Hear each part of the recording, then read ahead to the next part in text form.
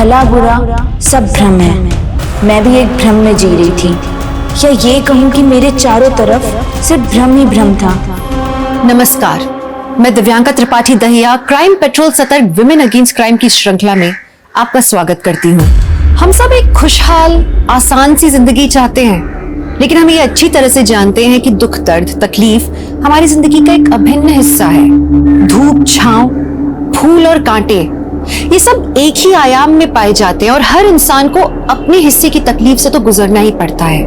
Lovely Shah 16 साल की लड़की, क्या कहानी थी लवली की कि उसने ऐसा कदम उठाया। लवली के साथ जो कुछ भी हुआ उसे समझने के लिए हमें सबसे पहले लवली की जिंदगी को जानना पड़ेगा। आप सभी पंचगणों से हमारी विनती है कि हमको इंसाफ दिलवाइए। ये वृंदावन सालों पहले हमसे कर्जा लिया और आज तक रकम नहीं लौटाया। जरा पूछिए इससे, कब देगा हमारे पैसे? 5,000 रुपए लिया था इनसे, सूद मिला के 14,000 वापस कर चुके हैं। और कितना दें हम बताइए? लेकिन 11,000 रुपए अभी भी बाकी हैं। पाई पाई का हिसाब रखे हैं, पूछ लो इनसे। वृंदावन, सम्राट जी ने अपने सारे कागज दिखाए हैं, रकम तो तुम्हें लौटानी पड़ेगी। देखिए, अगर देना है तो आपको मालूम है कि खेती बाड़ी का क्या हालत चल रहा है, थोड़ा बखत दीजिए तो कोशिश। नहीं, पंच परमेश्वर, आप लोग इसकी बातों में मत आइए, फैसला सुनाइए अपना।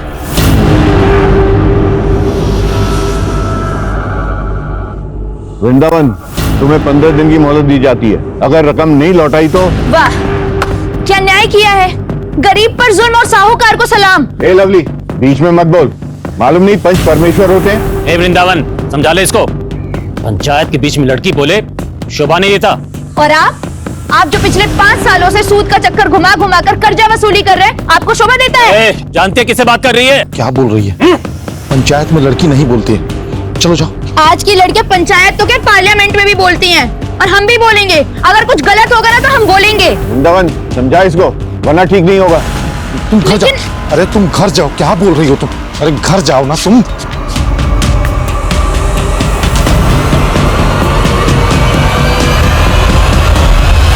लवली, खाने पर गुस्सा मत निकाल, वैसे भी गलती तेरी थी।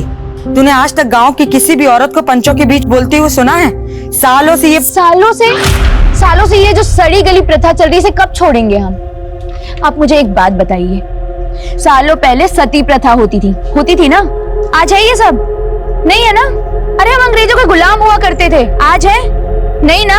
सब कुछ बदलता है और बदलना भी चाहिए, और इस बदलाव के लिए आवाज उठानी पड़ती है। तुम्हारी बातें सुनकर हमको विश्वास ही नहीं होता कि रमा दीदी का कोई असर भी है। प्लीज माँ को मत लाइए बीच में।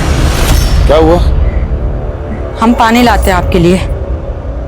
देखो, दोबारा पंचों के बीच में मत बोलना। अभी तो माफी मांग लिए तुम्हारे नाम पे हम। आप कितना डरते हैं उनसे। लवली, हम कह रहे हैं बापू कुछ मत बोल। वाह कन्हैया भैया, आपकी ये भारी भरकम आवाज पंचों के सामने तो नहीं निकली, या मुझे समझा रहे हैं?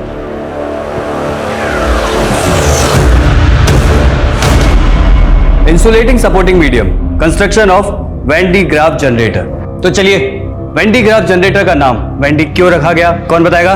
अच्छा, गौतम, तुम बताओ। सर, रॉबर्ट जे वेंडी ग्राफ नाम के वैज्ञानिक ने इसे इन्वेंट किया था, इसीलिए। वेरी गुड, शाबाश। तो अब ये बताओ, वेन डी ग्राफ जनरेटर का इस्तेमाल कहाँ होता है? हम बताएं सर? चलो कोई बात नहीं, हम बताते हैं। वेन डी ग्राफ जनरेटर का इस्तेमाल हाई वोल्टेज जनरेट करने के लिए किया जाता है। याद रहेगा ना आप सबको? Yes sir. हाँ, गुड। लवली, तुमको सब आता है ना? बहुत होशियार हो ना तुम। अच्छा, तो चलो ये बताओ, साइक्लोप शील्ड जनरेटर किसने इन्वेंट किया? बोलो। सर, जाने माने वैज्ञानिक अज्ञे ने किया था।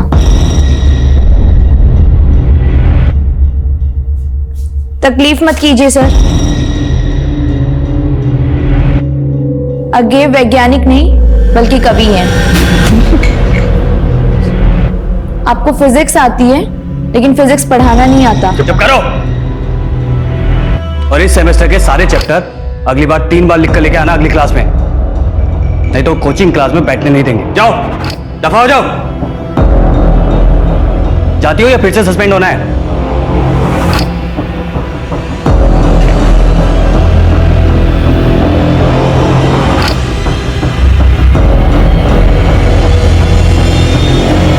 हाँ तो बच्चों,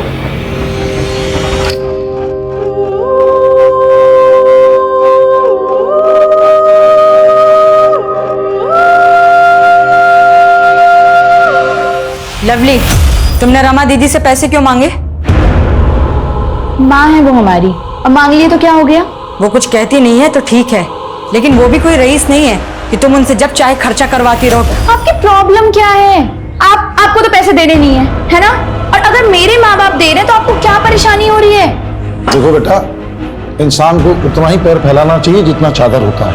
अब तुम यहाँ रहती हो, हमारा जिम्मेदारी है, और हमारे पास ज्यादा पैसा नहीं है। फिर से हाथ खड़े कर दिए ना? बेटा लवली, ज्यादा मत बोलो तुम। बोलेंगे हम, ऐसे बेबसी की जिंदगी नहीं जी सकते हम। ये मत करो, वो मत करो, सपने मत देखो। अरे तंग आ चुके हैं हम, घुटन होने लगी है हमें। ऐसे जीने से अच्छा ना लगता मर ही जाए। और वैसे भी आप दोनों को ना कोई फर्क नहीं पड़ता हमारे होने ना होने से।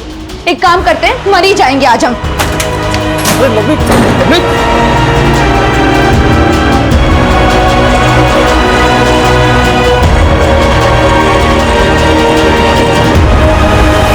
लड़की,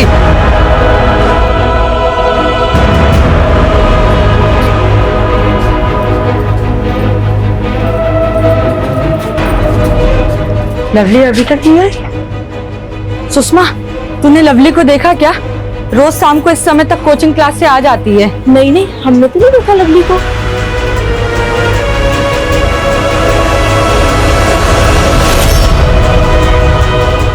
तो क्या हुआ सुंदरी?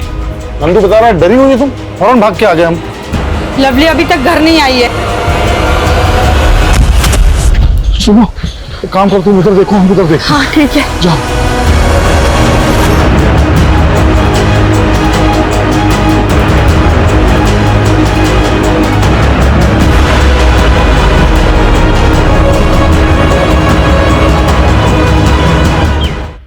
वृंदावन, लगता है अब हमें पुलिस में खबर कर देनी चाहिए। पुलिस नहीं। वृंदावन, पुजारी जी एकदम ठीक कह रहे हैं। हम सब लोग तो लवली को ढूंढ ही चुके हैं, अब केवल पुलिस ही ढूंढ सकता है उसे। भैया, पुलिस तक बात पहुंचेगा तो बहुत बदनामी हो जाएगा हमारा। लोग पता नहीं क्या क्या बात बनाएंगे। बस लोगों को पड़ा है, और हमारी बिटिया का क्या? हम जाते हैं पुलिस के पास। अरे लेकिन तुमको जाने का जरूरत नहीं है, हम जाएंगे थाने। हाँ भैया, अरे क्या हुआ?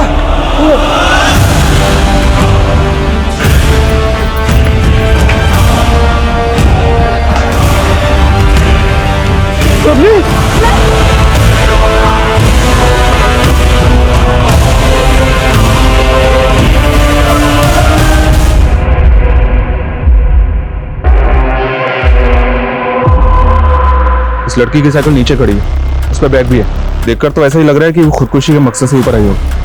उसने साइकिल नीचे खड़ी की, छत पे आई और फिर यहां से कूद गई। कुमार सर, बॉडी को पोस्टमार्टम के लिए भेज दो।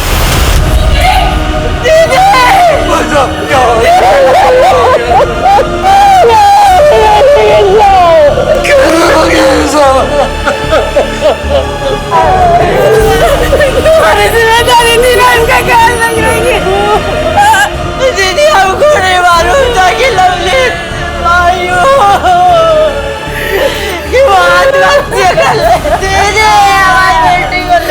हम लवली को तुमसे भी ज्यादा जानते हैं। वो खुदकुशी नहीं कर सकती, नहीं कर सकती। पुलिस तो कह रही है कुछ भी कहे, हम नहीं मान सकते। हमारे लवली खुदकुशी नहीं कर सकती। जरूर लवली के साथ कुछ हुआ होगा। जब तक इसका पता नहीं चलता हम चैन से नहीं बैठेंगे। हमारी बेटी को ले आओ दीदी, हमारी बेटी को ले आओ।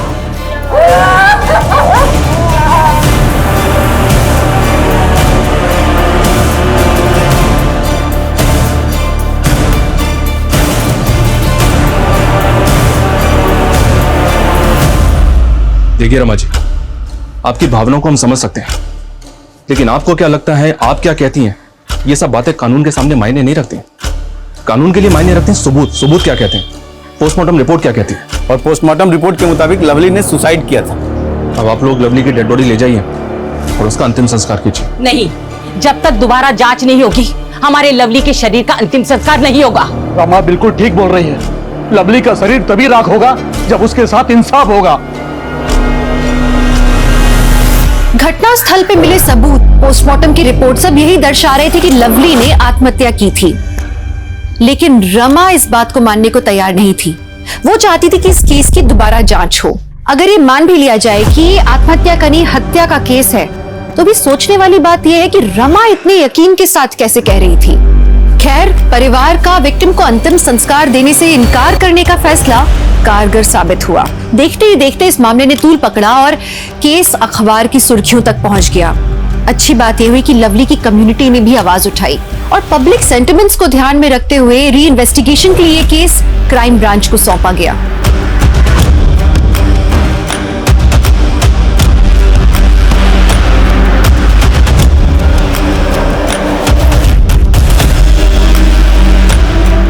पोस्टमार्टम रिपोर्ट के मुताबिक लवली ऊंचाई से गिरी। लोकल पुलिस की रिपोर्ट में भी यही लिखा है सर। पड़ोसियों से पता चला कि लवली पढ़ने के लिए कोटा जाना चाहती थी, लेकिन घर वालों ने मना कर दिया तो वो काफी अपसेट थी। हमारे लिए महज एक केस हो सकता है, लेकिन किसी ने अपनी बेटी खोई, और अगर उसके साथ कुछ नाइंसाफी हुई है तो उसे इंसाफ दिलाना हमारा फर्ज है। विक्टिम की फैमिली से मिलना पड़ेगा। लवली को और उसके मन को बहुत अच्छी तरह से समझते थे।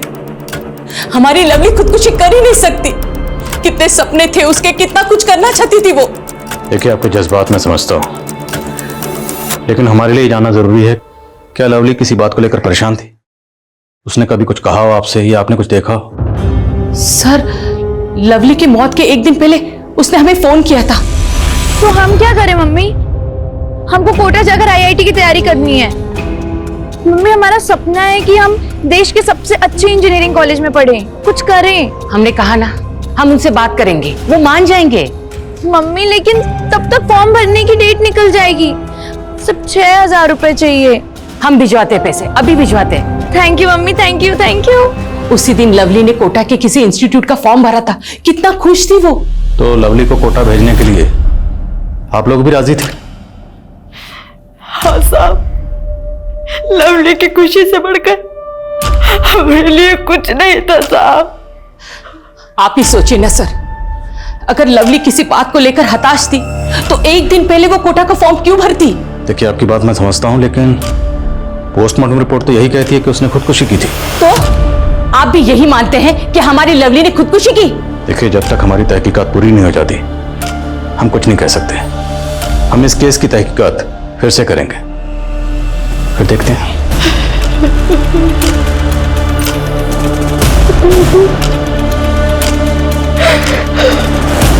जी नहीं, हमारी तरफ से तो कोई कोताही नहीं बरती गई। पता नहीं लवली के परिवार वाले इतना हंगामा क्यों मचा रहे हैं। लेकिन मुमकिन है आपकी तहकीकात में कोई कमी रह गई हो।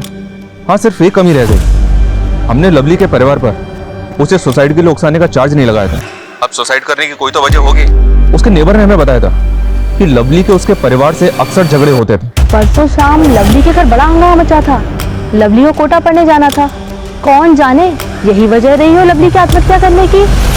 अच्छा यादव, हाँ, विसरा जांच करवाना चाह रहे हैं, आपको कोई एतराज तो नहीं ना? जी नहीं, मुझे कोई एतराज नहीं है, आप करवाइए।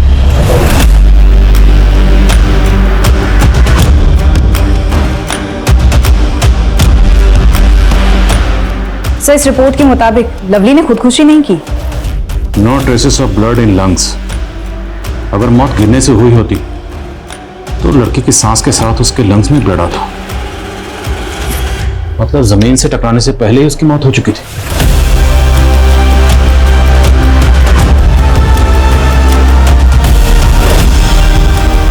लवली साहू 10 बजे कोचिंग इंस्टीट्यूट पहुंची और तकरीबन 1 बजे वहां से निकली।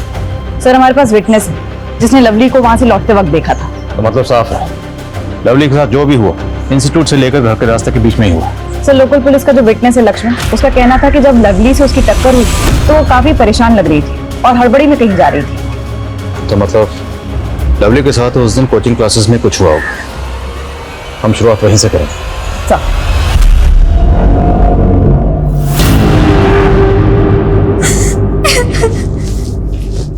हाय पूनम।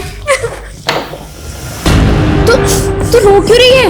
देख कितना गंदा गंदा लिखा है हमारे बारे में। हमारा नंबर भी दिया है। कब से बंदे बंदे मैसेज आ रहे हैं फोन पर। अगर घर वालों को पता चला तो पता नहीं क्या होगा। सोचते हैं कि नंबर ही बदल दे। नहीं पूनम, ऐसा करने की कोई जरूरत नहीं पड़ेगी, तू टेंशन मत ले। अरे ये तो बॉय वॉशरूम की दीवार है। क्या? हाँ, हमारे यहाँ ऐसी टाइल्स है। तू चल चल, तू मेरे साथ चल। अरे लेकिन लवली, गुस्से में कुछ मत करना। तू चुप रहे गौतम। हाँ भाई देख ले, ये हमारे इंस्टीट्यूट की लड़की है, तो एक बार फोन करके तो देख। आई स्वेयर टू गॉड, तू एक बार कॉल तो कर। शुभांकर, ये सब तूने किया है? हम तो बस फोटो ले रहे थे। चल फोटो ले रहा था तू। चल बाहर। लवली हमारी बात नहीं। लड़की को बदनाम करेगा, लड़की को बदनाम कर रहा है तू। हाँ, तूने पूनम को बदनाम करने की कोशिश की ना, अब तू देख कि हम तुझे कैसे बदनाम करते हैं। अगर तुझे सस्पेंड ना करवाया ना, तो हमारा नाम भी लवली नहीं। नहीं प्लीज लवली, ऐसा मत करना। अरे हमने कुछ नहीं किया। कुछ नहीं किया तूने? फोन निकाल तेरा, फोन निकाल। अरे हम तो बस खोल फोन। फोटो ले रहे थे। अच्छा, कुछ नहीं किया मैंने।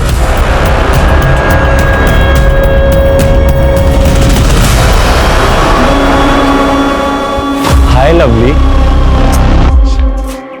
बड़ा ही प्यारा नाम है ना। दीपक हमारे रास्ते से। अरे सुनो तो सही, गुस्सा क्यों हो रही हो?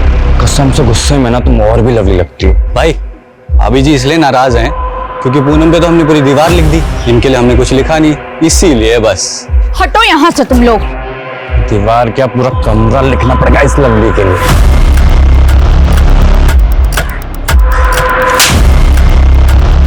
आइंदा अगर हमारे रास्ते में आए ना, तुम दोनों का मुंह तोड़ देंगे।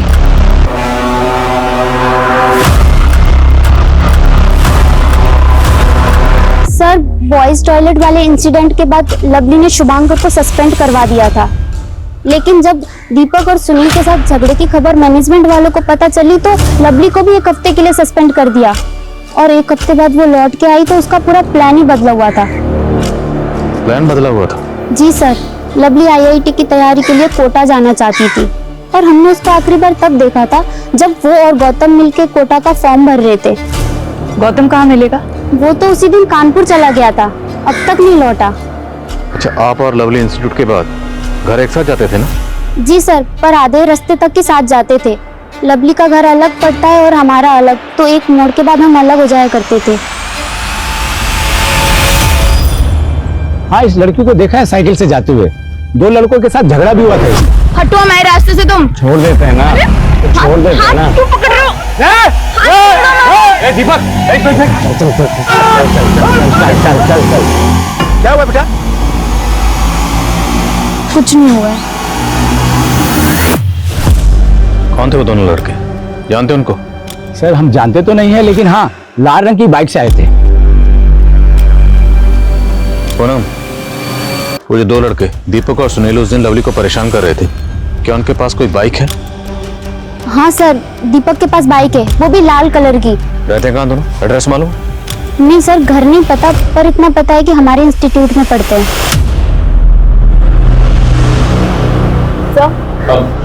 सर, दीपक और सुनील के एड्रेस इंस्टीट्यूट से मिल गए हैं, जल्द ही दोनों गिरफ्त में होंगे।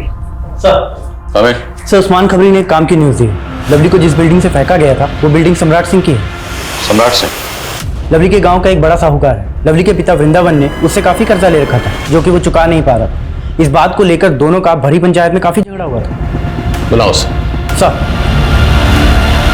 देखिए, आप हम पे बेकार में शक कर रहे हैं, हमारा इस केस से कोई लेना नहीं है। जिस दिन लवली की मौत हुई हम तो गांव में थे भी नहीं। और तो गांव जा भी नहीं पाएगा भी वापस, अगर सच नहीं बोलेगा। बोलो, लवली के फादर वृंदावन के साथ पैसों को लेकर झगड़ा हुआ था ना तुम्हारा? अरे साहब, हम साहूकार हैं, लोगों के सुख दुख में ब्याज पर पैसा देके उनकी सहायता करते हैं। अब अगर कोई ग्राहक हमारा पैसा नहीं लौटाएगा, ब्याज तो चढ़ाना पड़ेगा, यही तो धंधे का उसूल है। हमारा भी एक उसूल है, जब तक सच नहीं सुनते यहाँ से जाने नहीं देते। हमने कुछ नहीं किया है साहब। लेकिन लवली की बॉडी को तुम्हारी बिल्डिंग से नीचे फेंका गया था। अरे साहब, हम आपको यही तो समझा रहे हैं, हमें अगर लवली को मारना होता तो उसकी लाश को अपनी बिल्डिंग से नीचे क्यों फेंकते, ताकि हम खुद ही फंस जाएं। सम्राट की बात में लॉजिक तो है। अगर इसने लवली को मारा होता तो वो उसे खुद ही अपनी बिल्डिंग से नीचे क्यों फेंकेगी? क्योंकि इससे तो सबसे पहला शक इसी पे जाएगा। सर, तो हो सकता है कि किसी और ने सम्राट और वृंदावन की दुश्मनी का फायदा उठाया, इसलिए लवली की बॉडी को सम्राट की बिल्डिंग से नीचे फेंका, ताकि अगर वो सुसाइड ना भी दिखे तो कत्ल का शक सम्राट पर जाए। सवाल यह है कि लवली उस दिन इतनी हड़बड़ी में क्यों थी? क्या वो बिल्डिंग में किसी से मिलने वाली थी? डू वन थिंग, बिल्डिंग के आसपास जितने भी लोग रहते हैं सब पर नजर रखो। सर। और दीपक और सुनील? सर, वो दोनों फरार हैं और शुभांकर भी सस्पेंशन के बाद से अपने घर नहीं पहुंचा है। पता लगाओ तीनों कहाँ छुपे हैं। जी सर। एक बात और, लवली का परिवार उसका अंतिम संस्कार करना चाहता है। ठीक है, और रिलीज कर दो। सर,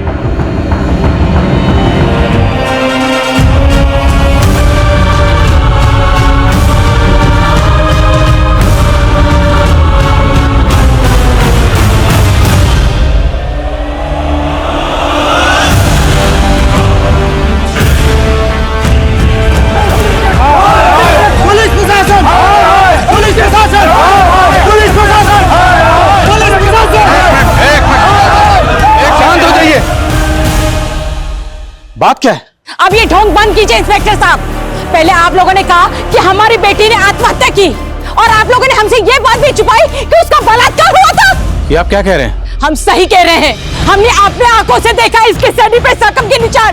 देखिए, जरूर आप लोगों से कोई गलतफहमी हुई है। कोई गलतफहमी नहीं हुई है, हमसे गलती हुई जो हमने सोच लिया कि आप इस वक्त जांच करेंगे। आप पे भरोसा कर लिया, हमसे गलती हुई है। देखिए, शांत हो जाइए, शांत हो जाइए। मैं वादा करता हूँ, अगर जरूरत पड़ी तो हम फिर से पोस्टमार्टम करवाएंगे। अरे हमारी बेटी के शरीर के साथ और कितना खिलवाड़ करोगे आप लोग? कितनी बार चिरबाड़ करोगे हमारी बेटी के शरीर के साथ? पुलिस इन्वेस्टिगेशन एक मजाक बनकर रह गया था। पहली इन्वेस्टिगेशन रिपोर्ट में यह आया था कि लवली ने आत्महत्या की थी। विसरा रिपोर्ट ने यह दावा किया कि पहले लवली को मारा गया, फिर बिल्डिंग से फेंका गया, और अब पता लग रहा था कि लवली के प्राइवेट बॉडी पार्ट्स पे जख्मों के निशान थे। उसका रेप हुआ था, और ये बात किसी रिपोर्ट से नहीं बल्कि लवली के परिवार से पता लगी उसके अंतिम संस्कार के ठीक पहले। लोकल पुलिस और क्राइम ब्रांच की मंशा और क्षमता दोनों पे उंगलियां उठ रही थीं। प्रशासन ने लोगों के आक्रोश से बचने के लिए बॉडी को तीसरी बार पोस्टमार्टम के लिए भेजा, और जब रिपोर्ट सामने आई लोगों के होश उड़ गए। लवली का गैंगरेप हुआ था। आखिर इतनी बड़ी चूक हो कैसे सकती? These are the professionals जिनको पोस्टमार्टम जैसे सीरियस जॉब का जिम्मा दिया गया। सर, मैंने पोस्टमार्टम रिपोर्ट दोबारा पढ़ी सर, लेकिन एक बात नहीं समझ में आ रही कि लवली के प्राइवेट पार्ट्स पर रेपिस्ट के डीएनए ट्रेसेस कैसे नहीं मिले। शायद रेपिस्ट ने प्रोटेक्शन यूज किया होगा। सब कुछ बड़ी प्लानिंग के तहत किया गया। लड़की को बिल्डिंग तक अकेले बुलाना, और फिर मर्डर को सुसाइड दिखाना, और वृंदावन और सम्राट के झगड़े का फायदा उठाना। ये किसी शातिर खिलाड़ी का काम है।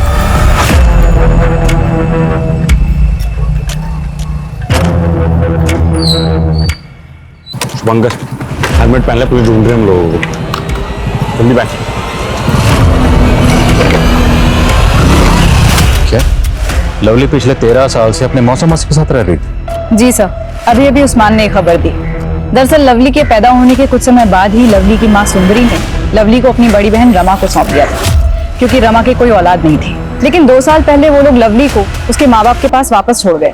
2 साल पहले ऐसा क्या हुआ था कि लवली अपनी जन्म देने वाली माँ के पास वापस आ गई? सर, ये तो अब तक पता नहीं चला।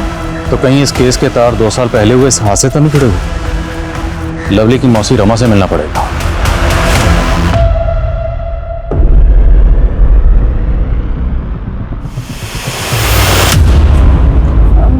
मम्मी, 1 गिलास दूध मिलेगा? क्या बात है, आज खुद से दूध मांगा? लाती हूँ।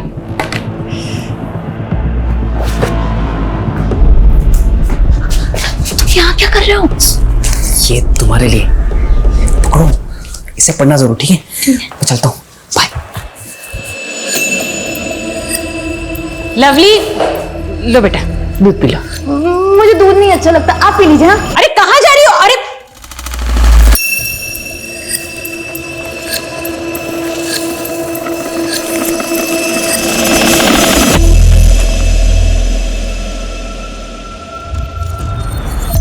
हम शादी कब करेंगे? जब तू ना 18 साल की हो जाएगी, यानी 4 साल बाद। 4 साल? नहीं, मैं इतना वेट नहीं कर सकती। अरे लवली, तुम्हें पता है हमारा दिल क्या करता है कि हम तुम्हें अभी के अभी घर से यूं भगा के लेके जाए। लवली, हम जानते हैं हमारे माँ बाप हमारे प्यार को नहीं समझेंगे, वो नहीं होने देंगे हमारी शादी। हमारे माँ बाप ने तो हमें कमरे में बंद करके रखा है, हम तो भाग भी नहीं सकते। हम क्या कर रहे बेबे? हम अगर साथ में जी नहीं सकते तो साथ में मर तो सकते, मरने के बाद हम लोग अगले जन्म में मिलेंगे। तुम सही कह रहे हो विवेक, मरने के बाद हमें कोई अलग नहीं कर पाएगा। तो ठीक है, इस संडे को 12 बजे एक साथ एक टाइम पे हम लोग सुसाइड करेंगे। हाँ वादा, संडे को ठीक 12 बजे।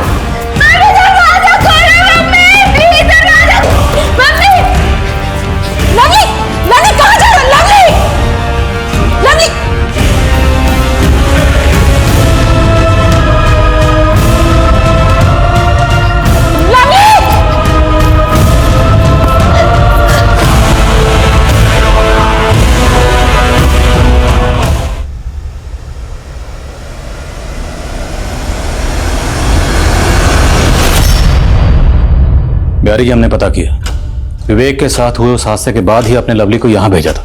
इसके अलावा हमारे पास कोई और रास्ता भी तो नहीं बचा था साहब। दरअसल उस हादसे के बाद लवली सदमे में थी। विवेक की मौत के लिए वो खुद को जिम्मेदार मानती थी।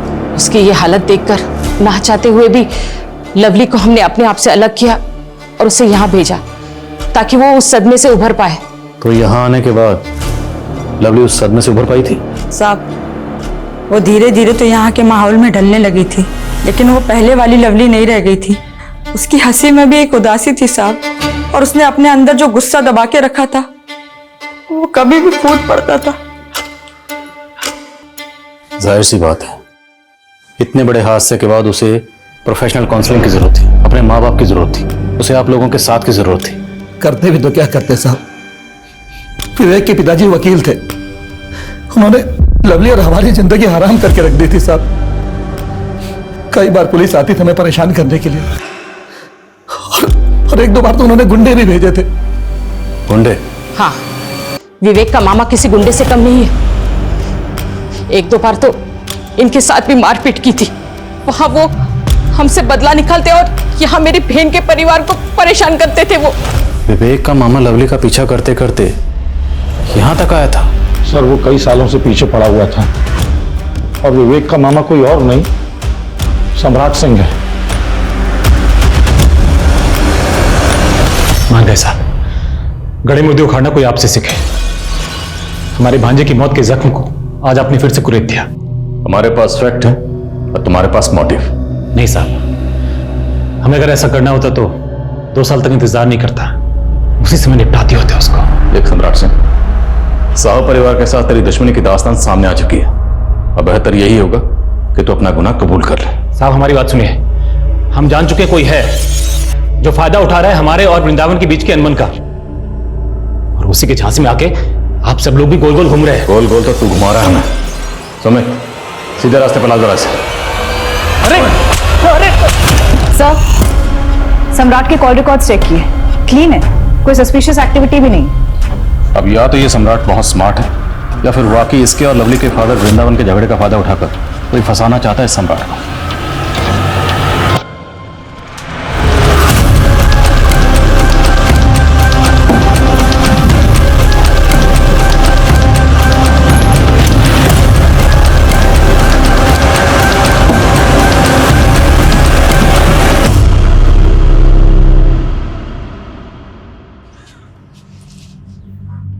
सुंदरी, लो कुछ खा लो। कब तक अपने आप को सजा देती रहोगी? नहीं दीदी, सजा तो उसको मिली है, ऐसे ही घिनौनी मौत। हम सब उसके गुनहगार हैं दीदी। ऐसे क्यों बोल रही हो? इसमें तुम्हारी कोई गलती नहीं है। गलती तो उसकी भी नहीं थी दीदी, फिर भी हमने उसको सजा दी, उसको हमने आप से अलग कर दिया दीदी। कभी उसको अपने पास प्यार से बैठाकर समझाया तक नहीं। लवली, इतनी देर क्यों हो गई आने में बेटा? पढ़ाई कर रहे थे इसलिए देर हो गई आने में। और आप हमारी इतनी फिक्र क्यों करती हैं?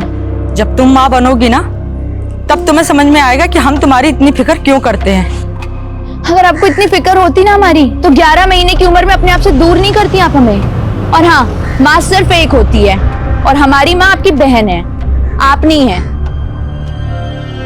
को तुझसे लेते वक्त ये वादा किया था कि उसे 2-2 माओं का प्यार मिलेगा, लेकिन देख, हम में से कोई भी उसकी माँ नहीं बन पाए। सर लवली के कोचिंग इंस्टीट्यूट की फ्रेंड पूनम आपसे मिलने आई। सर मुझे आप लोगों को एक बात बतानी थी, पर मेरा नाम नहीं आना चाहिए। बोलो, आपका नाम सामने नहीं आएगा। सर वो हमारे इंस्टीट्यूट के physics teacher Arvind Gupta sir, वो आए दिन लवली को ह्यूमिलेट करते रहते थे। साफ नजर आता है कि उन्हें लवली से प्रॉब्लम है। तो आपने कभी लवली से पूछा नहीं था वो ये सब क्यों टॉलरेट कर रही थी? पूछा था सर, तब उसने बताया कि वो उसके पुराने शहर में टीचर थे और वो उनसे प्राइवेट ट्यूशन लेती थी।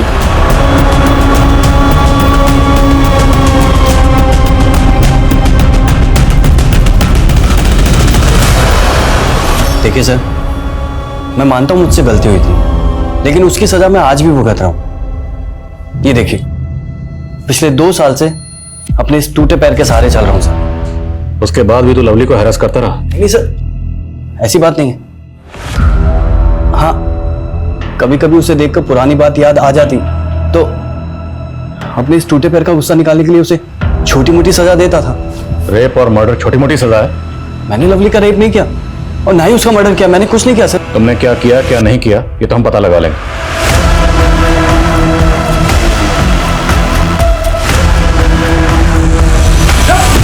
अरे कौन आप लोग? यार मैंने कुछ नहीं किया मैडम। सर नहीं सर, मत मारिएगा। हम कसम खाकर कहते हैं कि हमने कुछ भी नहीं किया। हमारी बस इतनी सी गलती थी कि हम गलत वक्त पर गलत जगह थे। लेकिन अब तो सही वक्त और सही जगह पर है। सच बोल। लवली ने जो हम पर इल्जाम लगाया था वो गलत था, और पूनम के बारे में भी हमने कुछ भी नहीं लिखा था दीवार पर। हम तो बस अपनी फोटो खींचने की लालच नहीं रोक पाए। लेकिन सर तभी लवली वहां आ गई और उसने हमें सस्पेंड करवा दिया। इसलिए तुमने उसको मार दिया? नहीं सर, लवली तो शेरनी थी, हम तो उसके पास से गुजरने में भी डरते थे। हम क्या उसे मारेंगे? तो इतने दिनों से छुपा हुआ क्यों था? सर अपने पापा के डर से। उन्होंने तो आपकी बातें सुनकर मान ही लिया था कि हम ही खूनी है। सर हमारे पापा बड़े गुस्सैल है, अगर घर जाते तो हमारी खाल उधेड़ देते। सर दीवार पर पूनम के बारे में दीपक और सुनील ने लिखा था, लेकिन फंसे हम। तो दीपक और सुनील को जानता है? जी सर। कहाँ मिलेंगे दोनों? सर मैं प्लीज मत मारो सर। हम मानते हैं कि हमने पूनम के बारे में दीवार में बहुत गंदा गंदा लिखा था और लवली को भी छेड़ा था हमने, पर सर हमने उसका खून नहीं किया सर। हाँ साहब, हमने लवली को नहीं मारा है। मुर्गा बनाओ इन्हें, और इन दोनों विद्यार्थियों को तब तक मुर्गा बना कर रखो जब तक इस सच का अंडा ना। पुलिस के पास संदिग्ध कई थे, उन सबके पास मोटिव भी था मर्डर का, लेकिन किसी के भी खिलाफ कोई ठोस सबूत नहीं था। वक्त गुजरा जा रहा था, लेकिन लवली का केस वहीं के वहीं रुका पड़ा था। और सबसे शर्मनाक बात यह थी कि एक मासूम लड़की के साथ गैंग रेप हुआ था, पर उसके गुनहगार कहीं आजाद घूम रहे थे। लेकिन कहते हैं ना, ऊपर वाले के घर में देर है, अंधेर नहीं। एक ऐसा क्लू पुलिस के हाथ लगा जिसने इन्वेस्टिगेशन का रुख ही बदल दिया। बहुत महंगा दाम लगा रहे हैं, लूट रहे हैं क्या? अरे नहीं भाभी जी, इतने सालों से हम दुकान कर रहे हैं, सबको लूटने बैठूंगा तो कैसे दुकानदारी होगी मेरी? मतलब काफी पुराने हैं आप यहाँ पे? हाँ, 15 साल पुरानी दुकान है हमारी। लगता है आप यहाँ नए आए हैं। हाँ भैया, हम कुछ दिन पहले ही आए हैं, लेकिन सुना है यहाँ किसी लड़की का मर्डर हो गया। कुछ पता चला उसके बारे में, कौन किया है वो मर्डर? हाँ भाभी, आप सही सुने हो, लेकिन पुलिस पूछताछ कर रही है। अब वैसे भी लड़कियां लड़कों के साथ गुलछर्रे उड़ाएंगी, यही सब कुछ होगा ना? गुलछर्रे उड़ाएंगी मतलब कुछ समझे नहीं हम। माफ करना, मरे हुए लोगों के बारे में कुछ बुरा नहीं बोलना चाहिए, लेकिन मैंने उड़ती उड़ती एक खबर सुनी है कि उस लड़की लवली का किसी लड़के के साथ चक्कर चल रहा था। कौन था वो लड़का? अब इतना तो नहीं हमको पता। वेरी गुड रेनू, गांव के और लोगों से बात करो और कोशिश करो कि कोई पुख्ता नाम हमारे हाथ लगे। जी सर।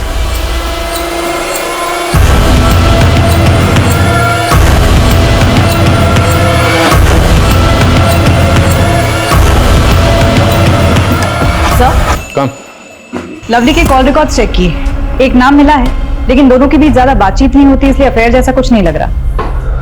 फिर भी उठाओ sir, let's take a chance. Sir हम सच कह रहे हैं सर, लवली के साथ हमारा कोई अफेयर नहीं था सर। लड़का लड़की घूमने लगते तो सर सब लोग बातें बनाने लगते। सर लवली तो हमारी राखी सिस्टर थी सर, बहन मानते थे सर हम उसको। सर ये देखिए सर फोटो, सर नसीब से हमारे फोन में फोटो है सर, वरना सर जैसे आप हमें उठा लिए सर लवली के भैया तुम्हें पीटी देते थे। लवली के भैया मतलब कन्हैया? हाँ सर, उनको लगता था कि हमारे बीच में कुछ अफेयर चल रहा है, तो वो अपने साथी लेके आए थे हमें पीटने के लिए। अगली बार से हमारी बहन के आसपास भी दिखे ना तो टांगे तोड़ देंगे तुम्हारी। हम मिलेंगे क्योंकि हमने कुछ गलत नहीं किया है। ये देखो, हमारी कोई बहन नहीं है ना, तो हम लवली को बहन मानते हैं। लवली ने राखी बांध दी हमें, अब यकीन आया आपको? पूजा, एक पॉइंट मेरे जहन में बार बार चल रहा है, लेकिन उसे सपोर्ट करने के लिए हमारे पास कोई एविडेंस नहीं है। कौन सा पॉइंट सर?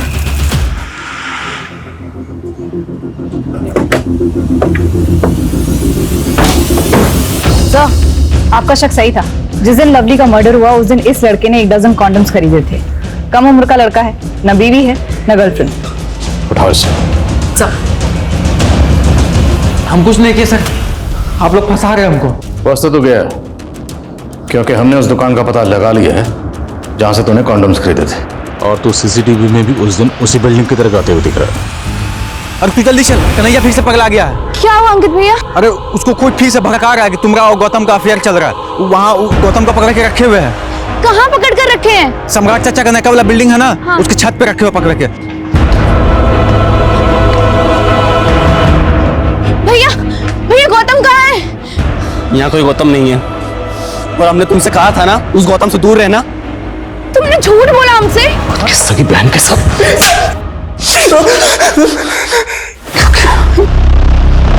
क्या?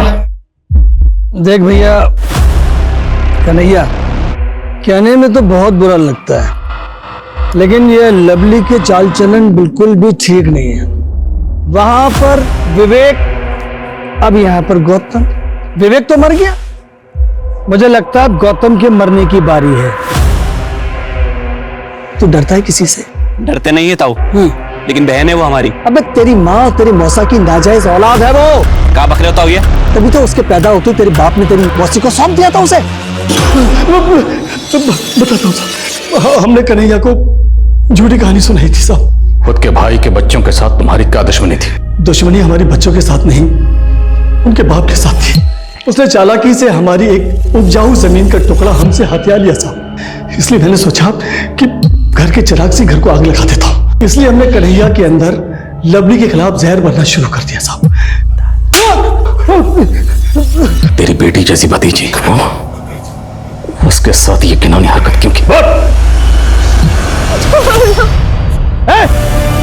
क्या चल रहा है सब?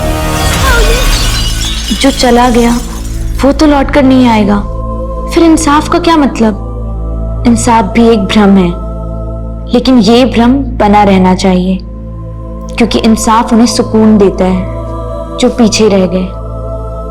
लवली के साथ जो हुआ उसने न सिर्फ इंसानियत पर बल्कि उस रिश्ते पर भी धब्बा लगा दिया जिसे हम पवित्र मानते हैं।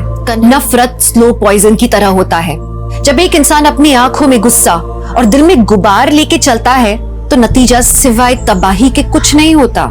सुदामा को अपने भाई वृंदावन से नाराजगी थी जो नफरत में बदल गई। फिर उसने शतरंज की बिसात बिछाई और वृंदावन के बेटे को ही मोहरा बना दिया। लेकिन इसमें लवली का क्या दोष था? उसे किस गुनाह की सजा मिली? सदियों से यही होता आया है। लड़ाई किसी की भी हो, नफरत किसी की भी हो, औरत ही हमेशा पिसती आई है। किसी से बदला लेना हो, उसे सबक सिखाना हो, तो अक्सर वार उस शख्स पर नहीं, उसकी बीवी, बेटी, बहन या गर्लफ्रेंड पे किया जाता है। कहते हैं ना कि किसी को अगर चोट पहुंचानी है तो सबसे पहले उसकी सबसे कीमती चीज को ठेस पहुंचाओ। तो ऐसे औरत को चीज समझकर, वजूदहीन समझकर उसे कुचल दिया जाता है। एक मर्द की दूसरे मर्द से लड़ाई, लेकिन सबसे पहले औरत ने गाली खाई, औरत ने जान गंवाई। इस तरह से औरत को वजूदहीन, व्यक्तित्वहीन समझना यही सबसे बड़ी और सबसे गंदी सोच है। तो बात बार बार वहीं आकर रुक जाती है। हर बार मैं यही बात कहती हूँ कि जब तक हम अपनी सोच को नहीं बदलेंगे तब तक औरतों के खिलाफ हो रहे क्राइम्स नहीं रुकेंगे। मैंने क्या है सब कुछ? नमस्कार, मैं दिव्यांका त्रिपाठी दहिया क्राइम पेट्रोल सतर्क की स्पेशल श्रृंखला विमेन अगेंस्ट क्राइम में आपका स्वागत करती हूँ।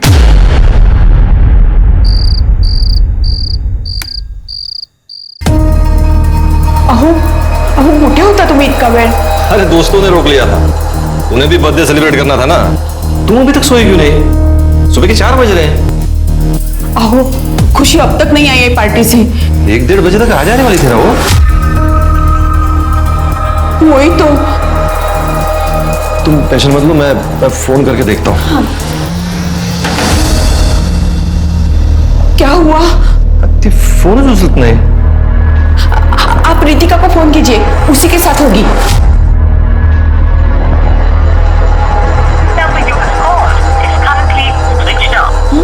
उसका फोन स्विच ऑफ आ रहा है, मैं सुधीर को करता हूँ। हाँ।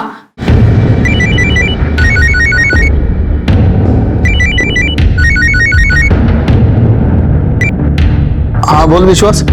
सुधीर, रीति काली का घरी? नहीं अजून, आधे घंटे पहले मैंने उसको फोन किया था, लेकिन उसका फोन भी स्विच ऑफ लग रहा है यार। ठीक है, मैं देखता हूँ। हाँ आप जरा पार्टी में जाके देखिए ना।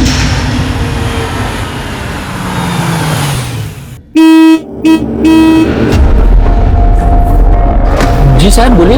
ये नीरज के घर पे पार्टी थी ना? पार्टी तो कब की खत्म हो गई, सब लोग घर पे चले गए। खुशी भी गई क्या? गई होगी। कौन खुशी? नहीं साहब, मैं नहीं जानता हूँ, मैंने हर एक का चेहरा नहीं देखा। अच्छा मैं अंदर पता करता हूँ, गाड़ी यहाँ चलेगी ना? हाँ चलेगी। यहाँ से? हाँ इधर चलिए, मैं यही रुकता हूँ सर। हाँ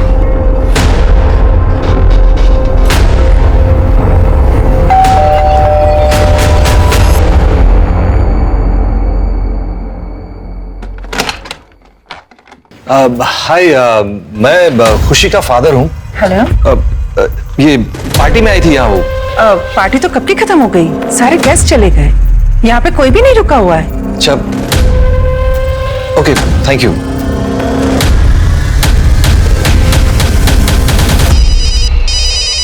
सरस्वती, अगं मोबाईलची रिंग वाजते, बघ जा कोणाचा फोन आहे बघ। कोणाचा आहे? अहो खुशीच्या बाबांचा फोन आहे। हॅलो। हाँ नमस्कार ताई, मी खुशीचा फादर बोलतोय। कुणाल आला का घरी? नहीं, कुणाल भी घर नहीं है, त्याचा मोबाईल पण बंद है। अच्छा थैंक यू। हाँ ओहो क्या हुआ? उनको भी कुछ नहीं पता। मैं खुशी को फिर से करता हूँ। हाँ देखिए ना। अरे ती फोन उचलतच नाही। हे भगवान।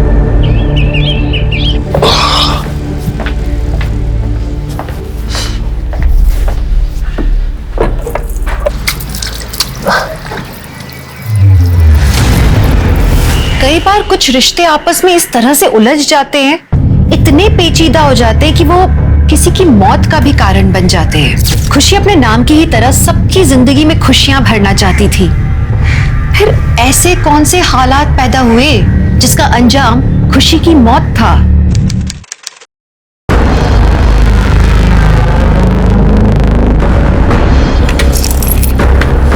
अंकल एक सेकेंड, उठाओ जल्दी।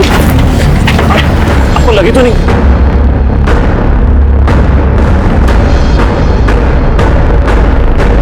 संभाल कर।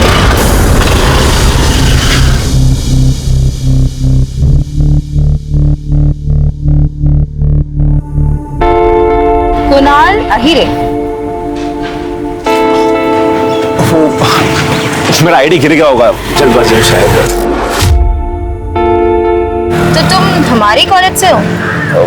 हाँ मैं एक्चुअली आईडी कलेक्ट करने आया था। Oh thank you Kunal. Thank you किस लिए? तुमने उन अंकल की हेल्प की ना। मेरी जगह कोई और होता तो शायद वो भी वही करता। पर आजकल बहुत ही कम लोग हेल्प करते हैं। चलो खुशी, हमें लेक्चर के लिए लेट हो रहा है ना। या बाय बाय बाय।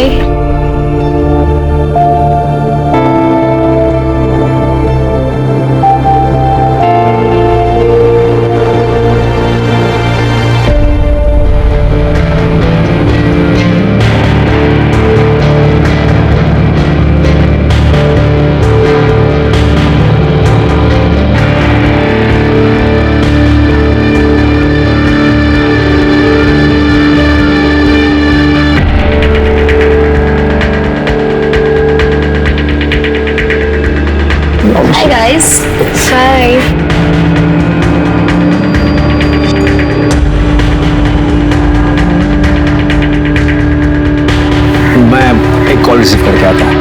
ओके। सुनना खुशी, अगर तेरा इस हैंडसम के साथ कभी ब्रेकअप हो गया ना तो मुझे बता देना। ये क्या घटिया मजाक है? Behave yourself. ओहो, पॉसेसिव, क्या बात है यार।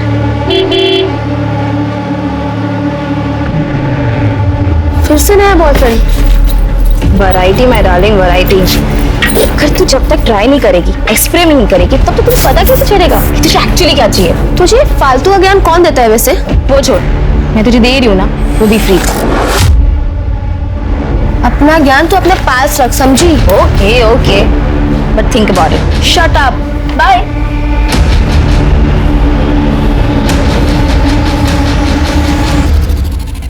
नमस्ते अंकल। हाँ नमस्ते बेटा, बैठ ना। जी। अच्छा, ये है तेरी दोस्त जिसके बारे में दिन भर बात करता है। बेटा लो पानी। अब खाने का समय हो गया है, खाना खा के जाना। अरे नहीं नहीं आंटी, उसकी कोई जरूरत नहीं है। अरे जरूरत क्यों नहीं है? एक्चुअली आंटी बहुत लेट हो जाएगा, बट मैं किसी और दिन पक्का आ जाऊंगी लंच पे। पक्का? पक्का। मैं से छोड़ के आता हूँ। हाँ। चलिए अंकल, बाय। अब आप कुछ बोलोगे या मैं बोलूं? कुणाल, तुम्हें खुशी से मिलना बंद कर देना चाहिए। पर बाबा, आप दोनों को तो खुशी पसंद है ना? अरे इन अमीर लड़कियों का कोई भरोसा नहीं है। कल को कोई दूसरा लड़का मिल जाएगा ना, वो तुझे भूल जाएगी। नहीं नहीं आई, खुशी ऐसी लड़की नहीं है। अरे पड़ोस वाले सौरभ का हाल नहीं देखा? उसने अपने नस तक काट ली थी लड़के के चक्कर में। ते काही नाही, तू आता तिला भेटणार नाहीयेस, बस। हाँ पर आई, बाबा,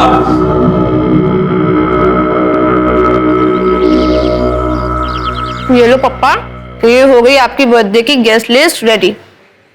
देखो कुछ मिस तो नहीं हुआ? क्या हुआ पापा? Is everything all right? मैं ये सोच रहा था कि जब मेरी गुड़िया फर्दर स्टडीज के लिए यूएस चली जाएगी, पापा is gonna miss her so much. मुझे नहीं जाना यूएस। अरे हंसा कसा? ये क्या बात हुई? मैंने कितनी प्लानिंग की है। अब आप ऐसे अपसेट हो गए तो मैं कैसे जा पाऊंगी? बरोबर बोलती है ती। अरे वाह, तुम लोग थकते नहीं ना ये नौटंकी करके, परफेक्ट फैमिली का पोर्ट्रे करके। तमीज फिर से भी कराया तू? पापा तुम थांबा। छोड़ो। काय करताय तुम्ही हे? अभिजीत आज जा। बचा। ये लड़का ना मेरा नाम डुबोने वाला है। पप्पा दादा की संगत बुरी है, इसलिए वो ऐसा करते हैं। मैं समझाऊंगी उनको, आप परेशान मत हो।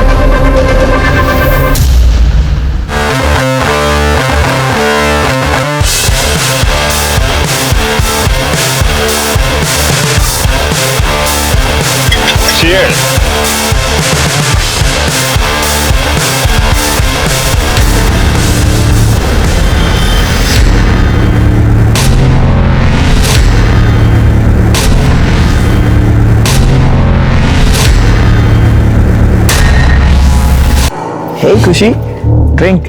No thanks. अरे यार थोड़ी थोड़ी तो मुझे नहीं पीनी यार, तुम फोर्स क्यों कर रहा है? जा यहाँ से। फटीचर कुणाल में तूने ऐसा क्या देखा जो मुझ में नहीं है? तू चाहे ना तो तुझे हर खुशी दे सकता हूँ। खुशी तू अभी के अभी इधर से निकल जा, मैं बोल रही हूँ तुझे। ए खुशी, क्या हुआ खुशी? क्या चल रहा है यहाँ पर? ओ फटीचर, देखो इनवाइट किसने किया रे? हाँ अच्छा अच्छा अच्छा, मुफ्त का खाना। वो देख, खाना ना उधर है, चल। तू निकल, समझा? और अगर आज के बाद मुझे दिख गया ना तो मुझसे बुरा कोई नहीं होगा। चल निकल अब। बहुत अकड़ आ गई ना तेरे में, बहुत अकड़ आ गई ना। तुझे ना मैं बाद में देखूंगा, समझी? ए चल। इसने पूरा मूड स्पॉइल कर दिया यार। वैसे भी टाइम हो रहा है, पापा का बर्थडे सेलिब्रेट करना है तो चलते हैं यहाँ से। Happy birthday to you. Happy birthday dear uncle.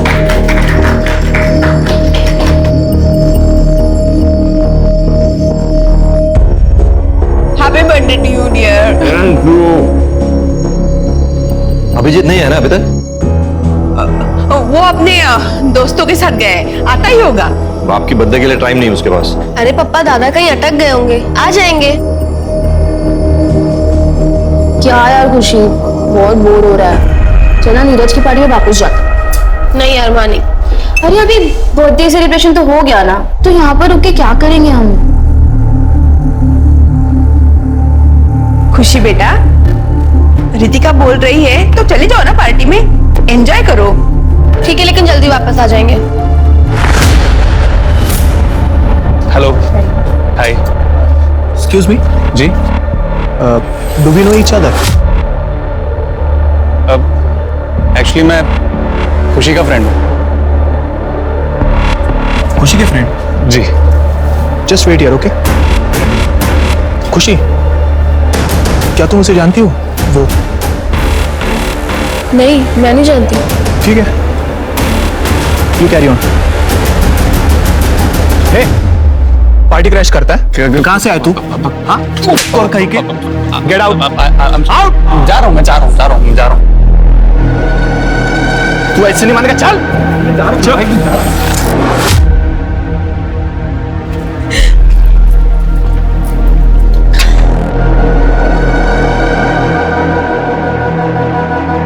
Ritika बस, don't drink much. Shut up यार, तेरी तबीयत खराब हो जाएगी। तू रोक, मैं तेरे लिए पानी लेके आती हूँ। तू पिएगी नहीं, समझी?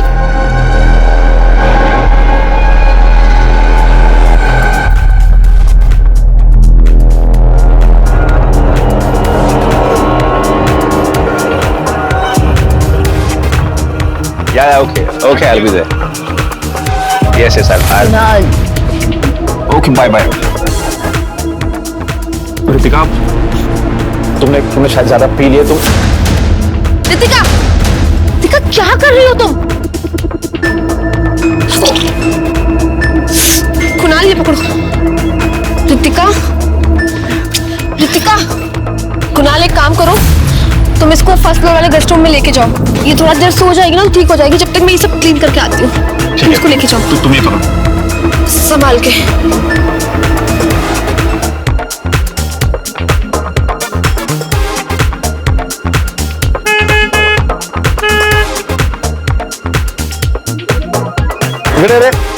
नमस्ते सर। टाइम कितना हुआ, क्या चल रहा है? म्यूजिक इतना लाउड है, बंद करने बोल। ठीक है साहब। नीरज साहब, पुलिस आई थी, साउंड कम करने को बोली है। अच्छा ठीक है, तुम जाओ, मैं देखता हूँ। ठीक है। ए नीरज, वो पहले म्यूजिक बंद करवा तू। मेरे को ये पुलिस का लफड़ा नहीं चाहिए रे। अरे यार तू चिल कर, मैं हूं ना। हे, लिसन, कुणाल को देखा है क्या?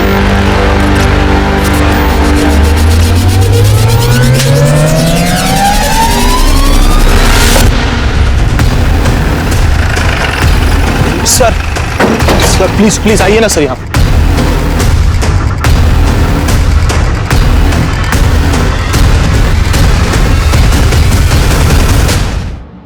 सर मेरा नाम नीरज है सर, नीरज कुलकर्णी। और सर ये मेरी मॉम है। हम लोगों ने सर पार्टी ऑर्गेनाइज की थी। और सर इसका नाम खुशी देशमुख है सर, मेरी फ्रेंड थी। किसके साथ गई? सर किसके साथ गई वो मालूम नहीं सर, लेकिन सर पार्टी में इसका सनी के साथ झगड़ा हुआ था। और सर वो पार्टी से चली गई और वापस आ गई। उसके बाद सर वो कब घर चली गई कुछ मालूम नहीं। सनी के साथ झगड़ा क्यों हुआ था? सर मैंने देखा नहीं सर, मैंने भी दोस्तों से सुना।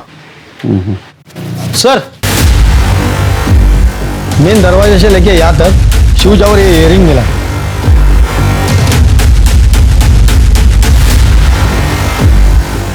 लगता है सिर के फ्रंट साइड से यहाँ लाते वक्त स्ट्रगल हो गया। पार्टी में कितने लोग थे? सर 12-15। कितने? 12-15। 12-15? नाइट कर्फ्यू चल रहा है ना? हाँ, पहले तो आप पे केस बनेगा, बाद में ये स्वाद हो। Sorry sir. सीसीटीवी है? नहीं है सर। सीसीटीवी नहीं है? हाँ, इतनी बड़ी पार्टी अरेंज कर दी हो, सीसीटीवी नहीं लगाते? सीसीटीवी है सर, पर पिछले 1 महीने से बंद है। कमाल है। फिर एक काम करो, जितने भी गेस्ट आए थे सबका मोबाइल नंबर लो, उनको कांटेक्ट करो। और रितिका और कुणाल उनको बुला लो। खुशी घर में इन्फॉर्म करो, बॉडी को पोस्टमार्टम के लिए भेज देना। और इन्होंने गाइडलाइन तोड़ी है। केस बनाओ। बंगले में इतना नाच गाना चल रहा था रात भर, तूने कुछ देखा नहीं, कुछ सुना नहीं? हाँ, इस बात के पैसे लेता है तू? साहब मैं सो गया था। कैसे आदमी को रखा है आप लोगों ने? सोने का पैसा लेता है ये सब कुछ तूने तो नहीं किया? नहीं साहब, मैंने कुछ नहीं किया। साहब आप मुझ पे क्यों शक कर रहे हो? वो दरअसल बात यह है, कल रात सब लोग एंजॉय कर रहे थे, शराब पी रहे थे। तूने भी बेवड़ा मार लिया? हाँ सर, इसलिए आंख लग गई थी।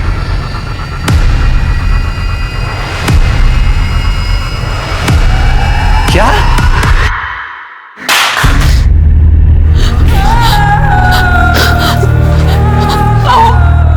काय झालं? कोणाचा फोन होता? खुशी का मर्डर हो गया है जानकी। कुछ भी क्या बोल रहे हैं आप? अरे यार, अरे क्या है यार, क्यों शोर मचा रहे हो? अभी तो सोया था।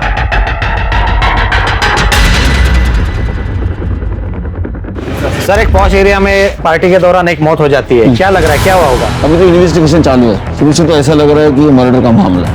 बस इतना ही कर सकता हूँ, जैसे कुछ इन्फॉर्मेशन सामने आ जाएगी आपको पता चल जाएगी। सर, खुशी के दोस्त कुणाल के पेरेंट्स से मेरी बात हुई है। सर, कुणाल के पेरेंट्स का कहना है कि वो सिटी हॉस्पिटल में है। कुणाल अहिरे रात में अकेले ही आया था, हमने उसे एडमिट किया। उसके रिब्स में गहरी चोट लगी है। हम उससे मिल सकते हैं डॉक्टर साहब? But don't pressurise him much. Okay, thank you. कैसे हो कुणाल? सर, लेटे रहो, बी कंफर्टेबल। कैसे लगी ये चोट? सर, वो मैं सीढ़ी पर से उतरते वक्त फिसल गया तो बहुत पेन हो रहा था, इसलिए एडमिट हो गया। इसने हमें भी नहीं बताया सर, हमें तो हॉस्पिटल के स्टाफ से पता चला। तुम्हारी फ्रेंड खुशी को पता था इस चोट के बारे में? नहीं सर, उधर सर पार्टी में बिजी थी, तो इस चोट के बारे में किसी को भी नहीं पता। दरअसल तुम्हारी फ्रेंड खुशी का मर्डर हो गया।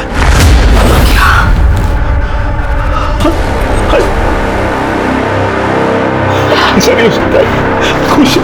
तुम्हें नहीं पता कि खुशी के साथ क्या हुआ? नहीं सर, मुझे सच में नहीं पता। रात को खुशी के डैडी का फोन आया था, वो भी खुशी के बारे में पूछ रहे थे। कट, इस कुणाल की चोट की कहानी को हमें क्रॉस वेरीफाई करना होगा। देखते हैं इस नंदिनी का क्या कहना है। चलो। खुशी, मेरी बच्ची, ये सब क्या हुआ बेटा तेरे साथ?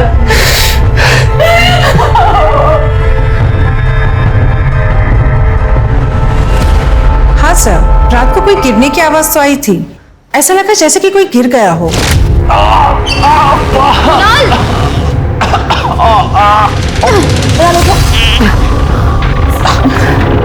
अरे बेटा, जब तुम खुद को संभाल नहीं सकते तो फिर इतनी पीते ही क्यों हो? मैं शराब नहीं पीता आंटी, मैम सीढ़ी से फिसल के गिर गया। और कितने बजे की बात है ये? एग्जैक्टली तो नहीं कह सकती सर, रात को अराउंड 2-3 बजे के आसपास। सर, आमच्यासाठी हे सगळं खूप शॉकिंग आहे। आम्हाला वाटलंच नव्हतं की खुशी बरोबर असं काय होईल। तुम खुशी के साथ पार्टी में गई और अकेली वापस लौटी, ऐसा क्यों? वो सर,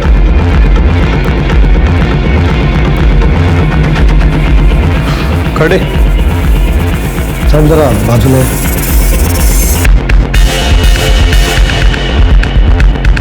सर एक्चुअली उस रात को मैंने थोड़ा ज्यादा ड्रिंक कर लिया था। मैंने खुशी को बहुत ढूंढा पर वो मुझे कहीं दिखी नहीं। मुझे लगा कि वो घर चली गई होगी, इसीलिए मैं भी घर लौट आई। ऋतिका, अपना ये मास्क उतारो।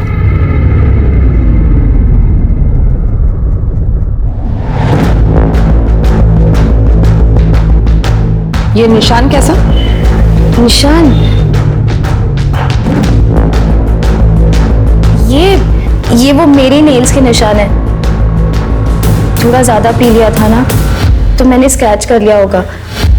वैसे भी मुझे थोड़ा स्क्रैच करने की आदत है। तृप्ति, इसका ब्लड सैंपल लो और खुशी के नाखून में जो स्किन के ट्रेसेस मिले उससे मैच करके देखो। तेरे सारे दोस्त तेरा इनाम ले रहे हैं, समझा? मेरी खुशी से फाइट हुई थी, बात सच है, लेकिन उसका मतलब ये थोड़ी मैं उसको मार दूंगा सर। और वैसे भी मैं उधर से 2 बजे निकल गया था दूसरी पार्टी में। पर पार्टी में जाने से पहले खुशी का तूने नहीं नहीं सर, मैं सच बोल रहा हूँ सर। सच बोल रहा है, झूठ अभी थोड़ी देर में पता चल जाएगा। बस कर गए ताई, बस आपको खुशी को ये सब दिला के रहेगी ना, चाहे हमें कितना भी ऊपर जाना पड़े ताई, हम ऊपर तक जाएंगे। इससे क्या होगा जानती, हमारी खुशी तो वापस नहीं आएगी ना। सर खुशी की पोस्टमार्टम रिपोर्ट के हिसाब से उसकी मौत रात 1:30 बजे से 2:30 बजे के बीच में हुई। और सर मर्डर के बाद बॉडी के साथ सेक्स किया गया है।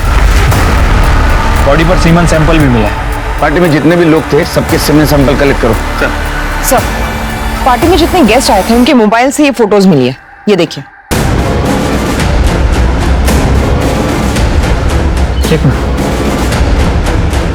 सर ये तो बब्बन है, ड्रग सप्लायर। और सर ये पार्टी ऑर्गेनाइजर नीरज से बात कर रहा है। ये नीरज को उठा। नियति कब कौन सी करवट ले कोई सोच भी नहीं सकता। वो खुशी जो सबका भला चाहती थी और मौत के बाद उसके शरीर के साथ ऐसा दुर्व्यवहार होना, इसका तो कोई अंदाजा भी नहीं लगा सकता था। ये सब देख के ही इंसानियत से भरोसा उठने लगता है। खैर केस में अब एक नया मोड़ आया था। पुलिस की शक की सुई अब पार्टी में मौजूद हर शख्स पर थी। अब पुलिस के सामने सवाल ये था कि क्या किसी के साथ खुशी की दुश्मनी थी जिसके कारण खुशी को अपनी जान गंवानी पड़ी। मैं मानता हूँ सर, पार्टी में मैंने ही बबन को बुलाया था। नहीं सर, जो सच था सर, मैंने आपको बोल दिया सर, लेकिन खुशी को मैंने नहीं मारा सर। सब पता चल जाएगा जब तेरे हाथ पैर तोड़ेंगे। तेरे को पता है ना ये माल खरीदना और माल बेचना इलीगल है। चार्जशीट दाखिल करो इसके खिलाफ। बबन को उठाओ। सर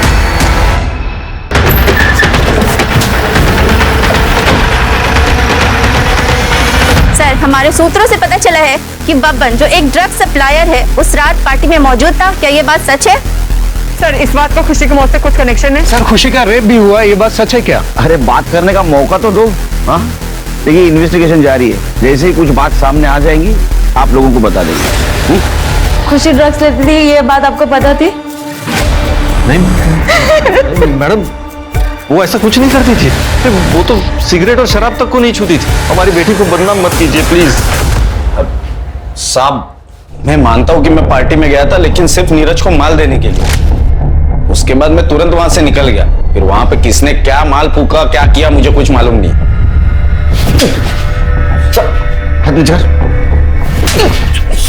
इलीगल काम कर रहा और इतना कॉन्फिडेंस है तेरे में? सर इसके कॉल रिकॉर्ड्स में इसके लेटेस्ट कस्टमर का नंबर भी है और सबसे इंपॉर्टेंट बात उसमें खुशी के भाई अभिजीत का भी नाम है। क्या ही बोलता है तुम्हें सर?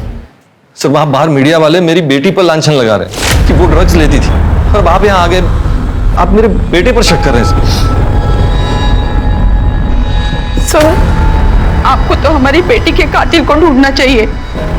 वो सब छोड़कर आप ये क्या कर रहे हैं?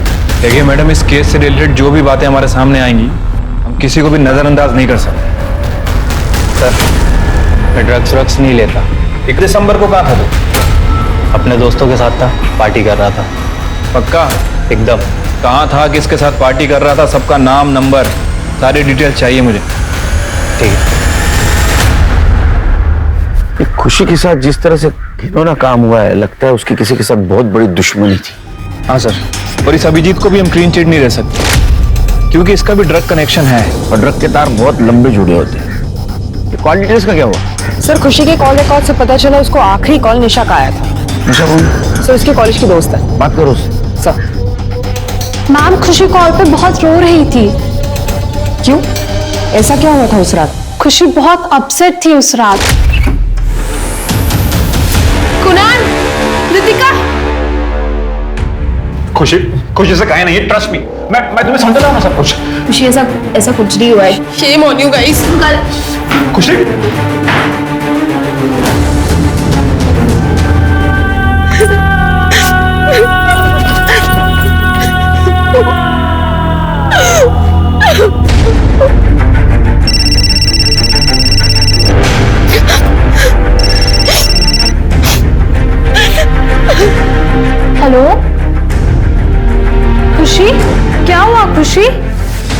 क्यों रही हो? कुणाल और रितिका ने मुझे डिच किया है।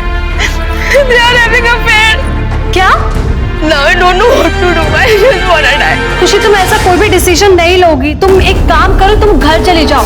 जस्ट लिसन टू मी खुशी। हेलो हेलो खुशी, हेलो।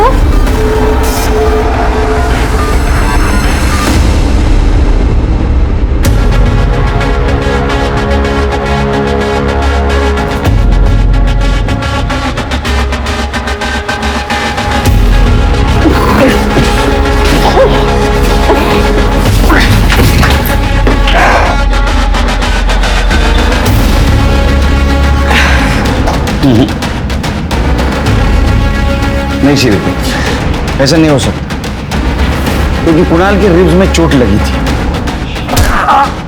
बंगले के फ्रंट साइड से यहाँ पीछे खुशी को लाकर उसका मर्डर इस हालत में पॉसिबल नहीं है।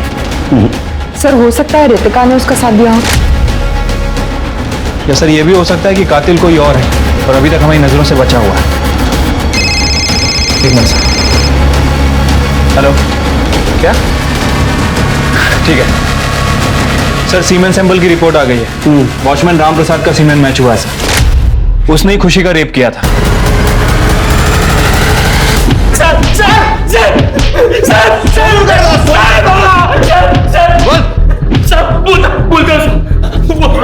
बोलता हूँ साहब, मैंने किया है सब कुछ। साहब, उस दिन खाना खाने के बाद मैं सोने गया, अचानक से मेरी नींद खुल गई। साहब मैं पेशाब करने बंगले के पीछे साइड गया, जब पेशाब करके लौटा। तूने उसको मारा क्यों? साहब मैं सच कह रहा हूँ, मैंने उसको मारा नहीं, सिर्फ रेप किया उसका। तू झूठ बोल रहा है? आई शपथ साहब, मैंने नहीं मारा साहब उसको। तूने पहले उसके साथ जबरदस्ती करने की कोशिश की, वो नहीं मानी तो तूने उसको मार दिया और बाद में बॉडी के साथ रेप किया। यकीन मानिए साहब, मैं सच कह रहा हूँ। जब तक सच नहीं बोलता मारते रहो इसको। साहब मैं सच कह रहा हूँ, मैंने उसको मारा नहीं साहब मैं सच कह रहा हूँ साहब। वॉचमैन राम प्रसाद को पुलिस ने अरेस्ट कर लिया है, पर क्या खुशी का खून उसी ने किया है, इस बात पर पुलिस जवाब नहीं दे रही है। पर सवाल यह है कि क्या पुलिस ने सही गुनहगार को पकड़ा है? अगर हाँ, तो पुलिस कब तक बयान देगी? सर वो वॉचमैन राम प्रसाद सच कह रहा था, उसने खुशी की बॉडी के साथ रेप किया है, लेकिन उसका मर्डर नहीं किया। हमने टेक्निकल एक्सपर्ट से उसके मोबाइल की वेब हिस्ट्री चेक करवाई। सर उनका कहना है कि रात के 1 बजे से रात के 3 बजे तक वो इंटरनेट पे पॉर्न देख रहा था। ये देखिए सर। इसका मतलब शिरकी खुशी का कातिल कोई और है और वो अभी भी खुलेआम घूम रहा है। एक बात समझ में नहीं आ रही है, पार्टी में इतने सारे लोग थे, किसी ने कुछ देखा नहीं, कुछ सुना नहीं, ऐसे कैसे हो सकता है? शिरकी, हमारे जितने भी सस्पेक्ट हैं सबकी डिटेल्स फिर से इकट्ठा करो। ठीक है सर। ठंडी हो गई sir. Sir forensic lab report से पता चला है खुशी के बॉडी में कोई ड्रग के ट्रेसेस नहीं मिले और उसके नाखूनों में जो स्किन मिला है, डीएनए रिपोर्ट से पता चला है वो रितिका से मैच होता है। रितिका?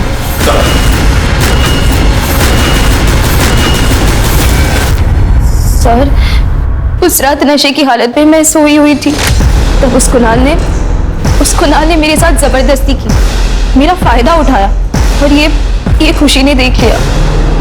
कुणाल! क्या हुआ ये सब? खुशी ये मेरे साथ जबरदस्ती कर रहा था, पर वो मुझ पे ही चिल्लाने लग गई। क्यों नहीं रहती है? मैं सच बोल रही हूँ, मैंने कुछ नहीं किया, वो मेरा बॉयफ्रेंड है, समझे तुम? सर मेरी इसमें कोई गलती नहीं, मैं तो होश में थी ही नहीं। चलो मान लेते हैं कि तुम नशे में थी, कुणाल तुम्हारा फायदा भी उठाया, लेकिन जब वो सीढ़ियों से गिरा तब तुम उसके साथ क्या कर रही थी? सर मैं इतनी ड्रंक थी कि मुझे कुछ समझ में नहीं आ रहा था, और जब कुणाल सीढ़ियों से नीचे गिरा तब इंस्टेंटिवली मैंने उसकी मदद कर दी। अब इसके आगे मुझे कुछ याद नहीं है सर। सर रितिका झूठ बोल रही है, वो ही मुझसे हमेशा चिपकती रहती थी और फ्लर्ट करती रहती थी मुझसे। मैं तो खुशी से प्यार करता था सर, मैं उसके अलावा किसी के बारे में सोच भी नहीं सकता था सर। मैं तो खुशी के कहने पर ही रितिका की हालत देखकर उसे कमरे में ले गया था। जब हम कमरे में गए, रितिका मुझ पर हावी होने लगी, वो मुझे केस करने लगी और मैं भी बहक गया। लेकिन तुम्हारे कॉल रिकॉर्ड से पता चल रहा है कि तुम और रितिका काफी पहले से एक दूसरे से बात करते आ रहे हो। इसका मतलब है कि तुम एक बार में 2 लड़कियों को डेट कर रहे थे। सर रितिका ही मुझे हमेशा कॉल किया करती थी। पुलिस के सामने ये गुत्थी और ज्यादा उलझ गई थी। अब अगर वॉचमैन ने खुशी का कत्ल नहीं किया तो मर्डरर कौन था? वो कौन था जिस पर अब तक पुलिस की नजर ही नहीं पड़ी थी, जो अब तक खुद को इस केस से दूर रखने में कामयाब हो गया था? सच में अब सबको जानना था कि आखिर कौन था खुशी की मौत का जिम्मेदार। हाँ सावंत, अच्छा ठीक है सर। इस कुणाल को तो हॉस्पिटल से डिस्चार्ज मिल गया। इतनी जल्दी?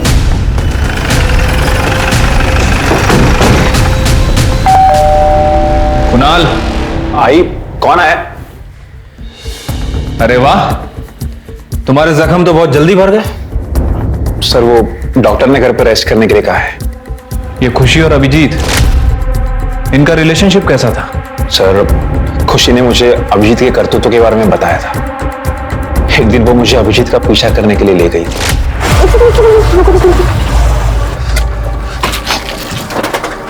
तुम जैसे मोरॉन्स की वजह से फैमिलीज बर्बाद हो रही हैं। Should be ashamed of yourself। और भाई तुम क्या है इंग्लिश में गुटर गुटर लगा रखा है? 2 मिनट नहीं लगेंगे तेरे और तेरे भाई का गला दबाने, समझी क्या?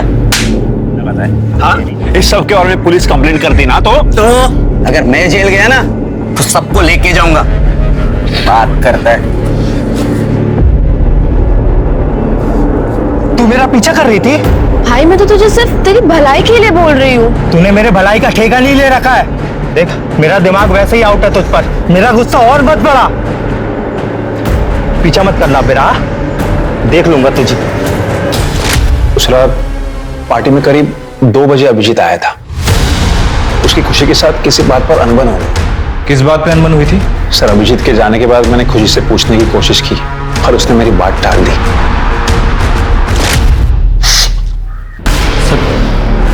उस दिन मैं पार्टी में गया था सर, मुझे माल लेने के लिए पैसे कम पड़ रहे थे। पापा ने क्रेडिट कार्ड ही ब्लॉक करवा दिया।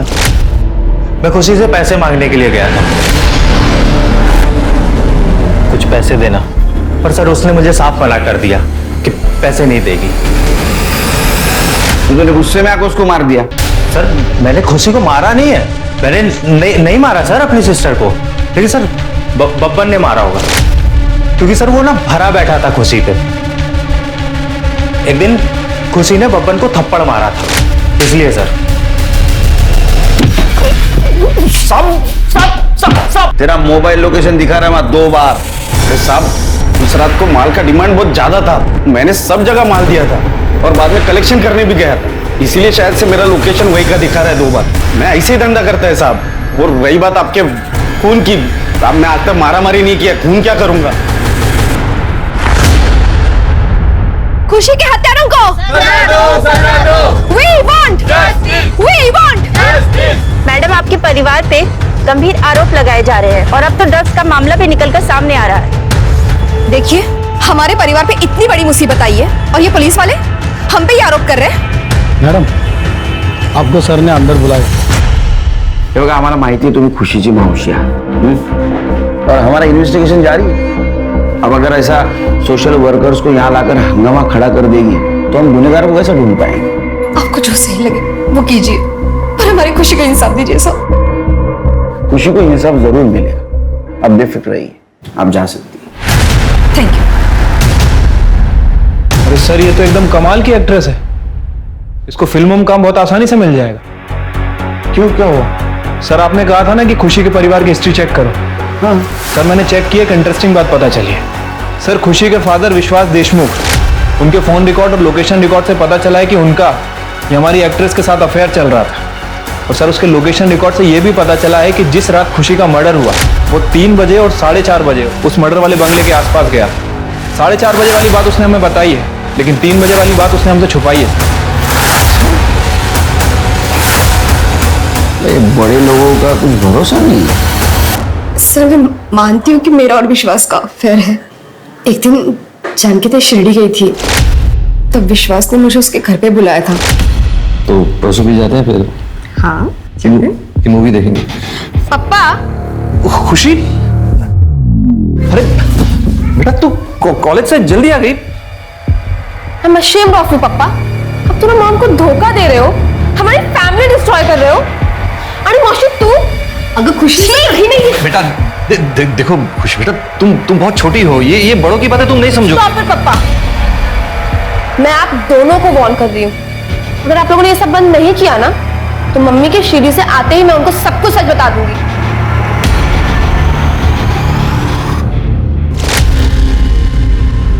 जिस दिन खुशी का मर्डर हुआ उस दिन शाम को तुम्हारी बात हुई थी फोन पे, क्या बात हुई थी? खुशी ने मुझे विश्वास को बर्थडे विश करने के लिए मना किया था, लेकिन उस रात विश्वास अपने दोस्तों का बहाना बना के मेरे घर आए थे।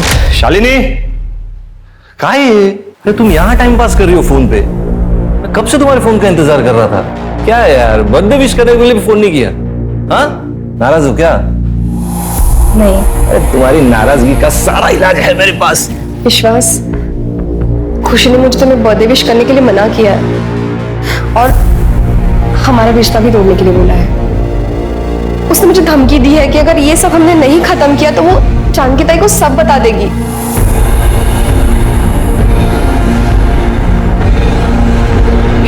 खुशी हमारी लाइफ में कुछ ज्यादा इंटरफेयर कर रही है। विश्वास उस दिन गुस्से में थे, आगे क्या हुआ नहीं पता। कि मैंने अपनी बेटी को मारा? क्या बोलता है क्या तुम्हें? सर मैं बाप हूं उसका। तुम्हारी सारी प्रॉपर्टी तुम्हारे बीवी के नाम पे है। तुम्हें डर था अगर तुम्हारे बीवी को तुम्हारे अफेयर के बारे में पता चलता तो तुमसे डिवोर्स मांगती, सारी प्रॉपर्टी तुम्हारे हाथ से निकल जाती, इसलिए तुमने खुशी को मार दिया और सबूत मिटा दिया। नहीं सर, ये बिल्कुल झूठ है सर, मैं अपनी बेटी को मार ही नहीं सकता। सर मैं मानता हूं मैं उस बंगले के पास गया था, लेकिन मैंने अपने गुस्से को शांत कर लिया था। मैं घर वापस लौट आया था सर। अगर तुमने कुछ किया नहीं तो ये बात छुपाई क्यों? सर बेटी के जाने का दुख तो था ही, ऊपर से मेरी वाइफ की तबीयत भी बहुत बिगड़ चुकी थी। और सर रही प्रॉपर्टी की बात, तो सर मुझे प्रॉपर्टी में कोई दिलचस्पी नहीं। इनफैक्ट मैं तो अपनी वाइफ से डिवोर्स लेने की सोच रहा था। मैंने तो पेपर्स भी तैयार करवा लिए सर। ऐसे मैं अपनी बेटी को क्यों मारूंगा सर? कुणाल, रितिका, विश्वास, अभिजीत और बब्बन, इनमें से ही किसी ने खुशी का खून किया है। सर उस पार्टी ऑर्गेनाइजर नीरज ने बताया था कि उस रात पार्टी में एक लड़का भी घुस आया था। वो अपने आप को खुशी का दोस्त बोल रहा था, लेकिन खुशी ने उसे पहचानने से मना कर दिया। फिर उस पार्टी ऑर्गेनाइजर नीरज ने उसे वहां से धक्के मार कर बाहर निकाल दिया। लेकिन पार्टी में जो फोटोज ली गई थी उसमें से एक में उसका चेहरा आ गया और नीरज ने इस बात को कंफर्म भी किया है। उठाओ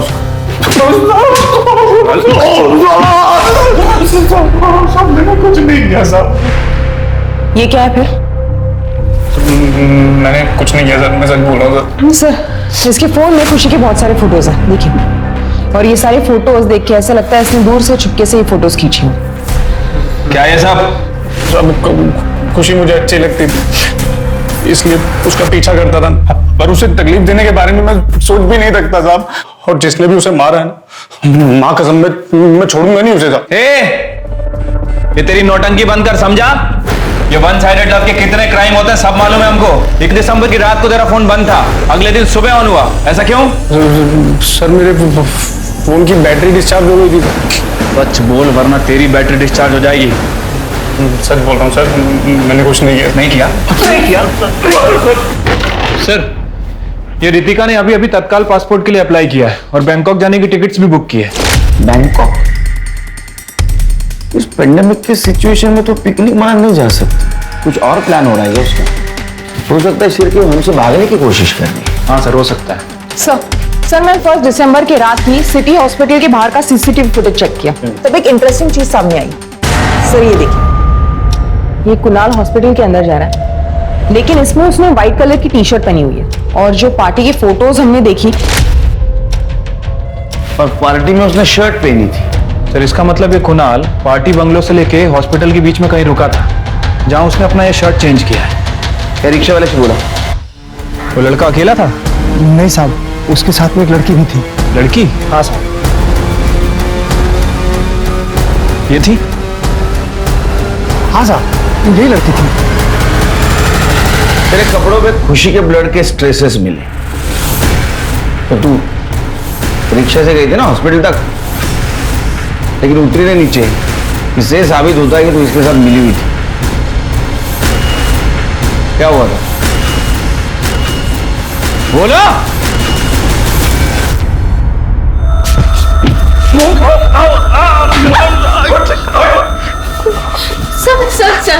सर उस रात खुशी ने मुझे और कुणाल को साथ देख लिया था, तभी वो बहुत दुखी हो गई। वो बंगलो के बाहर जाने लगे, इसीलिए हम दोनों उसे मनाने के लिए उसके पीछे चले गए। उसी वक्त कुणाल सीढ़ियों से नीचे गिर गया। खुशी, खुशी तुम खुशी देखो, तुम जो समझ रही हो ना वैसा कुछ नहीं हुआ। मना किया था ना तुझे, बोला था ना तुझे कि कुणाल से दूर रहे। तुम जैसी लड़कियों को ना मैं बहुत अच्छे से जानती हूँ। मतलब सब कुछ मैंने ही किया, कुणाल ने कुछ नहीं किया। और तुम्हें एक बार भी शर्म नहीं आई ये सब करते हुए? तुम दोनों ने खुशी के साथ विश्वासघात किया है, उसको मार दिया। हम पे विश्वास रखो, जिंदगी भर जेल में सड़ाऊंगा तुम्हें। खुशी के खून के इल्जाम में पुलिस ने कुणाल और रितिका को गिरफ्तार किया और उसके मृत शरीर के साथ रेप करने के लिए वॉचमैन को सलाखों के पीछे डाला। शर्म आती है ऐसे लोगों को इंसान कहते हुए। अपनों से ही मिले धोखे ने खुशी की जिंदगी को रौंद डाला। इसीलिए बहुत जरूरी है कि आप किसे अपना दोस्त बनाते हैं, आप किसे अपना हमदर्द कहते हैं, इस बात का खास ख्याल रखें, सतर्क रहें, तभी आप सुरक्षित रहेंगे। तो चलिए इसी के साथ मैं दिव्यांका त्रिपाठी दहिया अब लेती हूँ आपसे विदा। फिर मिलूंगी एक नई कहानी के साथ। तब तक देखते रहिए क्राइम पेट्रोल सतर्क, विमेन अगेंस्ट क्राइम, एक औरत पर वार अब हर औरत का भार। जय हिंद। क्राइम पेट्रोल के और भी दिलचस्प कहानी देखने के लिए हमारे चैनल को सब्सक्राइब करें और बेल आइकॉन दबाना न भूलें।